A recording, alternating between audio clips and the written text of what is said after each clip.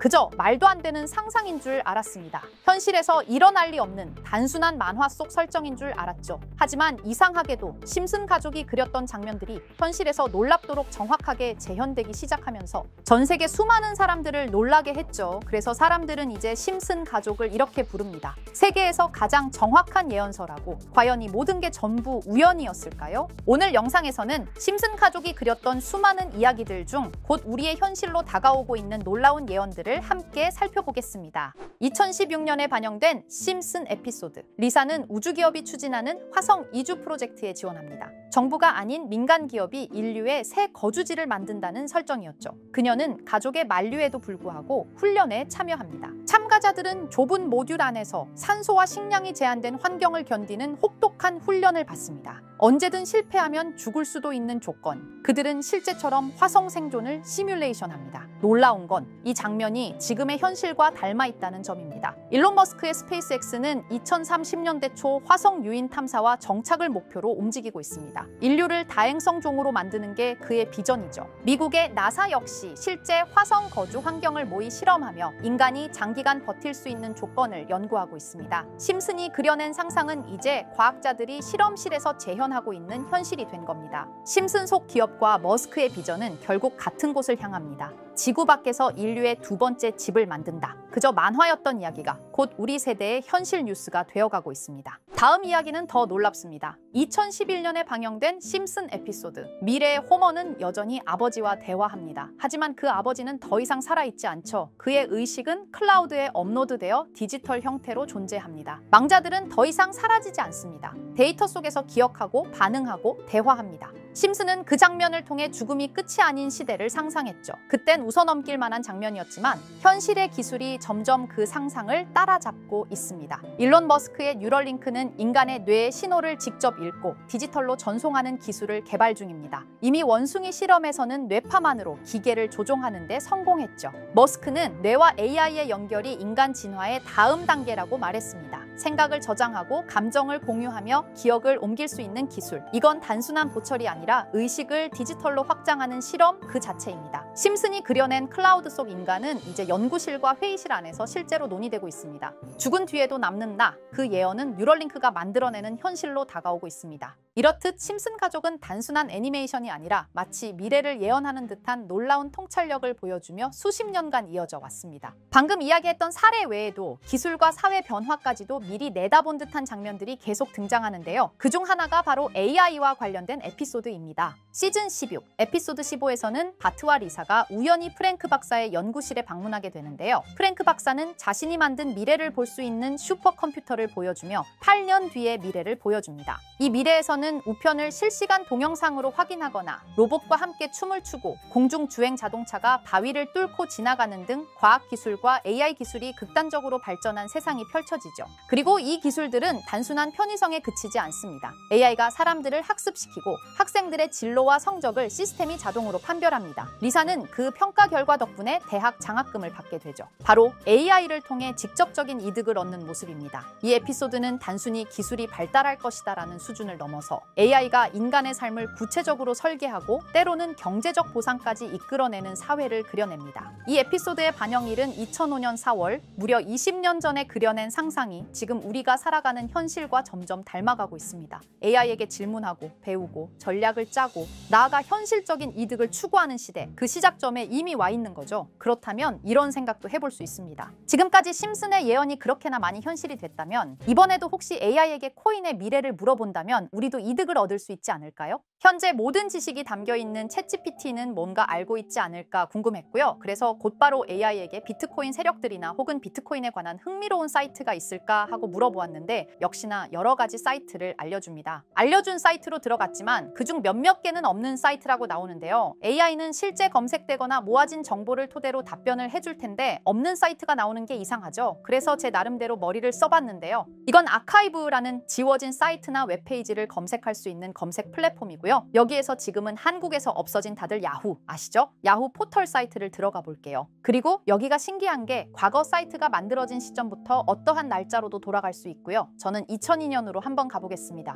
그러면 여기 이렇게 야후 코리아라고 뜨고 그때 당시 지금은 없어진 기사나 정보들을 볼 수가 있죠. 2002년은 한일 월드컵이 열린 해고 자 이렇게 당시의 기사를 확인해 볼 수 있습니다. 네이버도 한번 확인해 볼까요? 2012년도로 와봤고요. 지금은 없어진 실시간 검색어도 확인할 수 있고 이때 당시의 뉴스도 볼 수 있죠. 자 이렇게 여기 아카이브 플랫폼에서 아까는 없는 사이트라고 나온 주소를 입력하고 들어가 봤습니다. 모든 사이트를 들어가 봤는데 그중 가장 특이한 게 있는 사이트를 여러분들께 보여드리려고 합니다. 이건 아카이브 플랫폼에서 보여지는 사이트고요. 구글에 지금 이 사이트를 검색해서 들어가 보면 이렇게 사이트에 연결할 수 없다며 웹페이지가 나오지 않게 됩니다. 다시 돌아가서 같이 보실게요. 여기에 비트코인 2009라고 써 있고 밑에는 일루미나티 그림이 있죠. 이 위에 메뉴에 들어가 보면 코인 그림이 나오고 클릭했더니 별다를 건 없어 보입니다. 다른 메뉴에도 비트코인에 대한 역사 같은 게 쓰여 있고 이 일루미나티 사진 외에는 별다를 게 없어 보이는 그런 웹페이지인데요. 뭐 더 없어 보여서 다른 사이트를 찾아보려고 나가려던 찰나 여기 밑에 이걸 누를 수 있게 돼 있더라고요. 그래서 이걸 눌러보니 이런 게 나옵니다. 제가 일본어 해석은 할 수 없어서 번역기로 해석해 보니까 사토시 나카모토 관리자 이외의 액세스는 금지되어 있습니다. 네트워크가 원활하지 않습니다. 이런 의미 없는 글이 나오고요. 그런데 여기 아래쪽에 일루미나티 사진 밑에 비트코인 로고가 조그맣게 있어서 뭔가 이상하다 싶어서 눌러봤더니 이런 비트코인에 대한 히스토리가 나오고 여기 클릭 히어 있죠. 이걸 누르면 뭐가 나올까 싶어서 눌렀는데 안 되네요. 그래서 한참을 보다가 여기 날짜 커서를 우연히 대는데 맨 아래 날짜만 클릭 버튼이 나오더라고요. 그리고 들어가니까 이런 게 나옵니다. 플랜, 계획이라는 거죠. 그리고 여기 아래 이렇게 쭉 그림이 나오면서 날짜들이 나옵니다. 21년도부터 해서 24년도까지 있고요. 이걸 하나하나 저는 미리 다 봤는데 와 진짜 세력이라는 게 있구나 알고는 있었지만 좀 신기했거든요. 이걸 진짜 계획대로 해서 움직이고 있던 거죠. 우리가 봤던 갑작스럽게 펌핑하던 아무런 호재도 없이 그냥 올랐던 세력 장난질들이 이렇게 다 계획적으로 움직였다는 거거든요. 첫 번째 21년 3월 29일 여기부터 보시면 이렇게 일본어로 나와 있고요. 해석을 해보면서 같이 볼게요. 도지코인이 첫 번째 계획이다. SNS 셀럽들에게 도지코인을 돋보이게 할 것이다. 그리고 거래량을 넣을 테니까 다양한 지역에 있는 플루스는 참가해 주었으면 좋겠다. 이것도 좀 암호처럼 나오는데 아마 검색을 피하려고 이렇게 만들었나 싶어요. 그리고 도지코인의 21년도 차트를 보면 이날 이후 보름 만에 70원에서부터 800원까지 약 1200% 이상 오른 걸 볼 수 있죠. 실제로 여기서 SNS 셀럽이라고 하는 일론 머스크가 도지코인에 대해 계속 언급하면서 미친 듯이 올라갔었습니다. 날짜도 정확히 21년 4월 2일입니다. 그리고 다음 이것도 같이 번역해서 볼게요. 첫째는 성공이었다. 플룻이 참여해서 고맙다. 다음은 시바견 차례다. 마찬가지로 SNS 부자를 먼저 움직이는 것이고 거래량은 전과 같이 들어올 예정이다. 이번에도 계획이 잘 성공하면 다음 계획도 수시로 진행. 이게 플룻이라는 게 아마도 세력들, 돈 많은 고래들 이런 걸 지칭하는 것 같아요. 시바이누도 21년 10월 차트를 보면 0.008원부터 해서 1000%가 넘게 오른 걸 볼 수 있습니다.